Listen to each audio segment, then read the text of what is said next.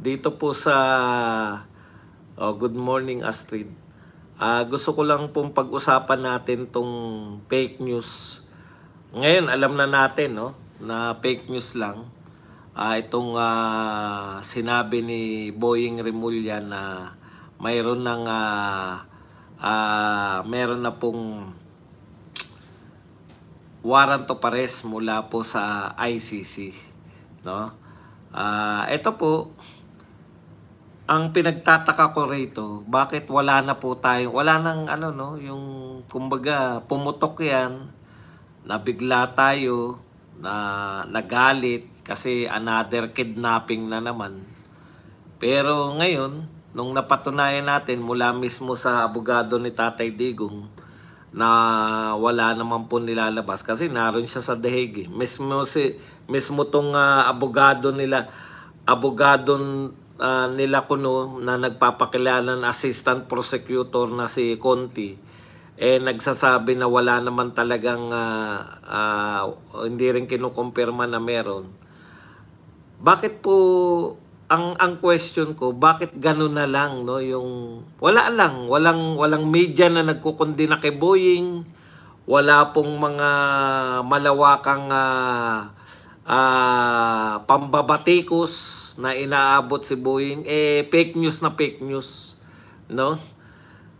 Bakit ganun? Samantalang meron lang pong mula po sa mga Duterte, kung sa Duterte kampo yan, napakalaking issue niyan, no?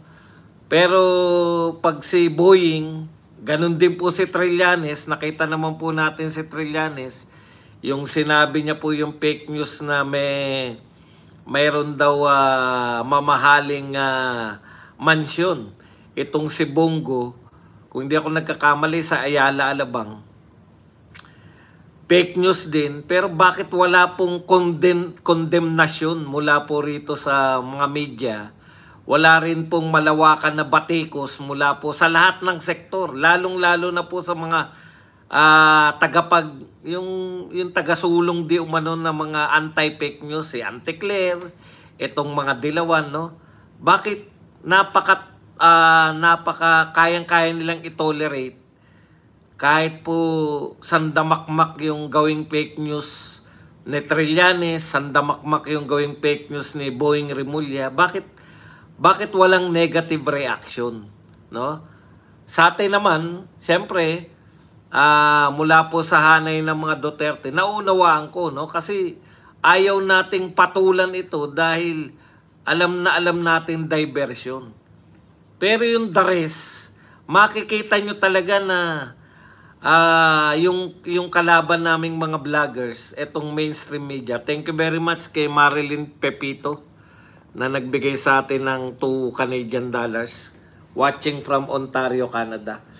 Alam nyo po yung matindi po yung kalaban namin, no, sa battling misinformation. Kami po talaga. Hindi naman po lahat, marami rin pong vlogger na misinformation eh.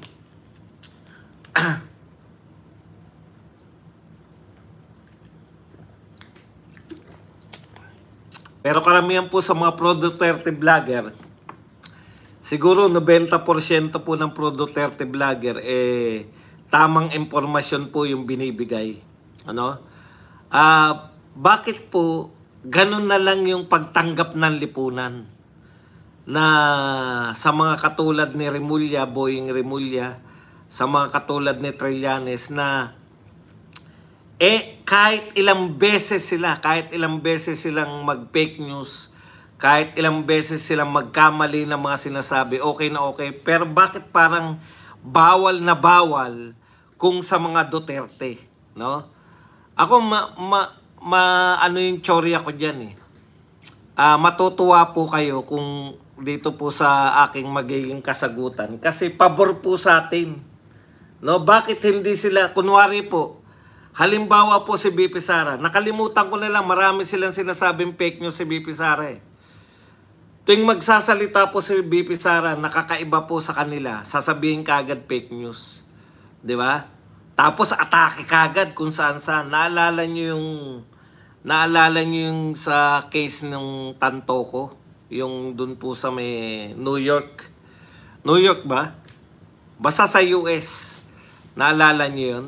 Na sinabi ni BP Sara na ito ay sa drugs. Grabe kumundi na, no? Lahat ng mga kalaban natin, kala mo talaga. Sa tindi nga ng condemnation nila kay ano eh.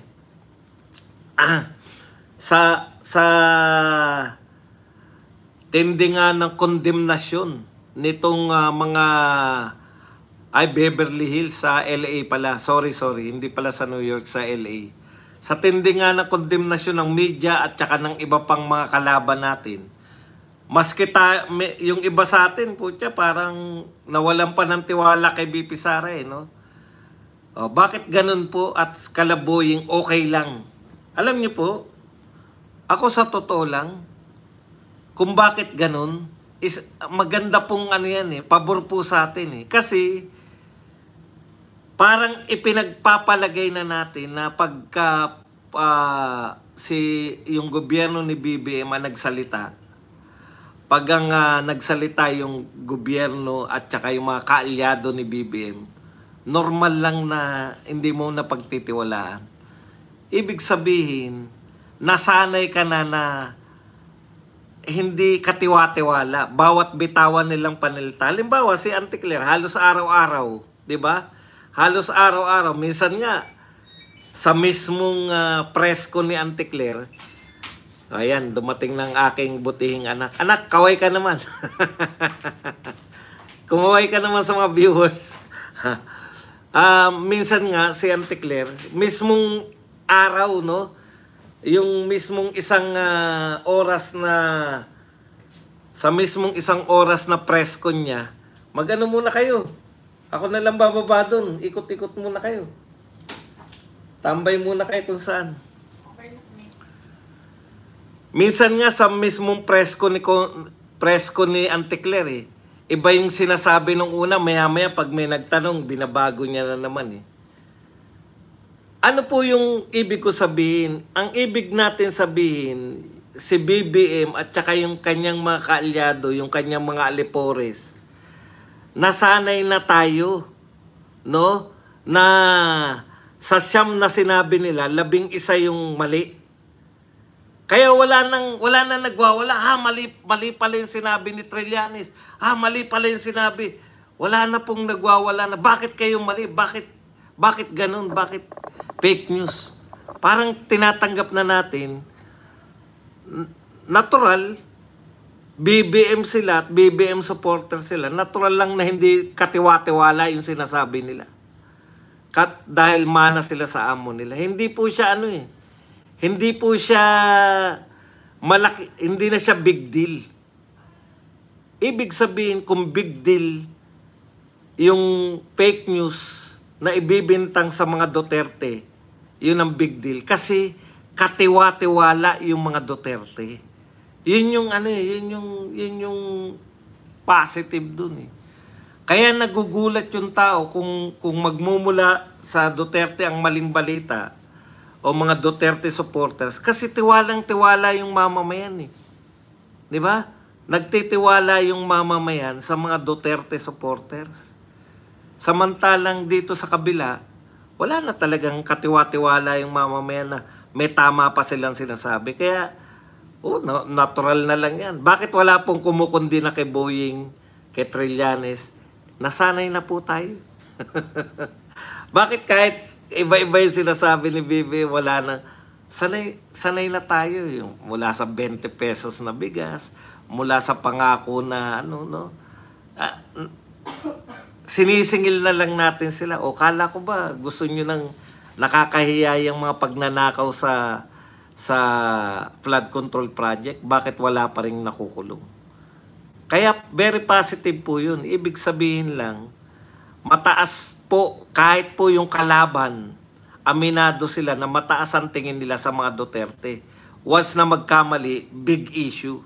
Pero bali-baliin man ng mga makamarcos yung kanilang mga pinagsasabi, wala nang epekto sa kanila dahil sanay na tayo eh.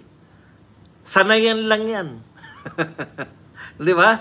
Akala nila, at ganun din naman yung gusto nila, masanay na kayo na marami magnanakaw sa gobyerno ngayon. Masanay na tayo, di ba? Ah, ma, ma, masanay na tayo na na walang mangyayari hanggat ito ang nakaupo sa atin. Masanay na tayo na hindi malulutas yan. Yung mga suliranin niya, masanay na tayo na kada umuulan may bumabaha. Masasanay din tayo. Ganun yung gusto nila no? Hanggang makaraos sila sa pwesto, hanggang ipanalo na naman nila yung Kamag-anak Incorporated na hindi naman natin papayagan. Yun lang po yun, no? Sa tingin ko, very positive yun sa atin kasi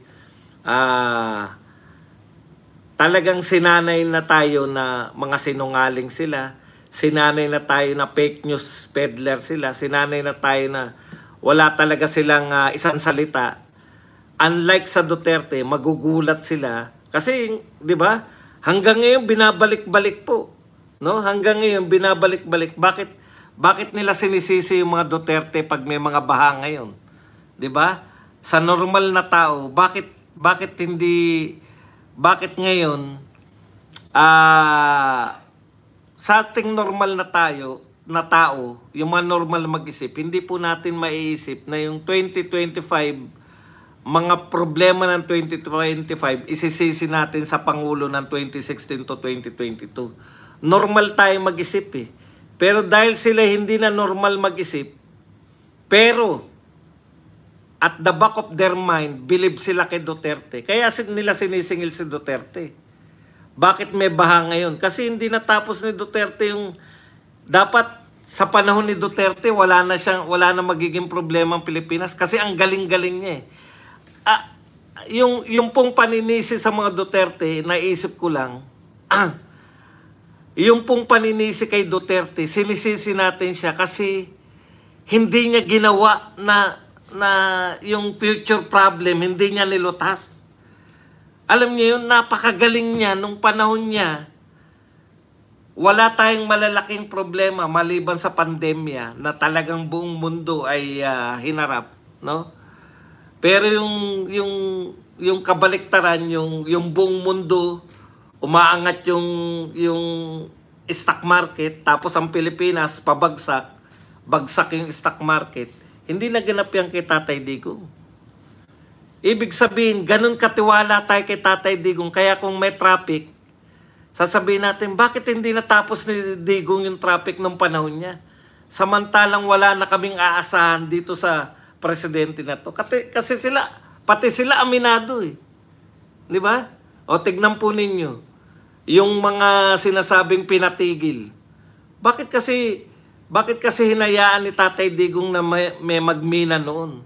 Anytime naman pwedeng ipatigil ni Marcos eh. Nakukuha po ninyo, bakit sinisisi nyo si Digong sa pangyayari ngayong 2025? Sasabihin nyo, kasi hinayaan ni Tatay Digong na magmina eh. Alam nyo po, si Tatay Digong, pinayagan niya rin, kung matatandaan nyo po, pinayagan ni Tatay Digong yung online sabong.